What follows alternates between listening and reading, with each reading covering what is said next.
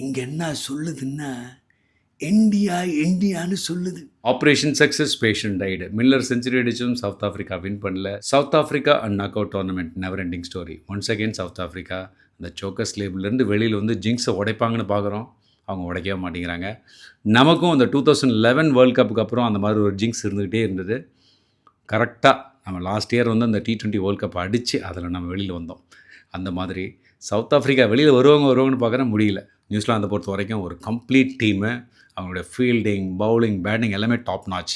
அதே மாதிரி இந்தியாவும் டாப் நாச்சில் இருக்கும். நம்ம கிவீஸோட கம்பேர் பண்ணும்போது இந்த ஃபீல்டிங்கில் மட்டும்தான் கொஞ்சம் ஒரு 10க்கு 8 மார்க் வாங்குற மாதிரி இருக்கும். 10க்கு 10 வாங்குற அளவுக்கு இல்லை. ஸோ அதில் மட்டும் நம்ம ஃபோக்கஸ் பண்ணிட்டோம்னா கரெக்டாக இருக்கும்னு நினைக்கிறேன். So pressure game. 2 டீமுமே இந்த கப் அடிக்கணுங்கிறதுக்காக தான் விளையாடுவாங்க. பட் இங்க என்ன சொல்லுதுன்னா, இந்தியா இந்தியான்னு சொல்லுது. உங்களுக்கு என்ன சொல்லுது? கமெண்ட்ஸில் போடுங்க. 2 டீமுக்கும் ஆல் தி பெஸ்ட் சொல்லிக்கலாம். ஐ திங்க் நம்ம கப்பு தூக்குறோன்னு நினைக்கிறேன்.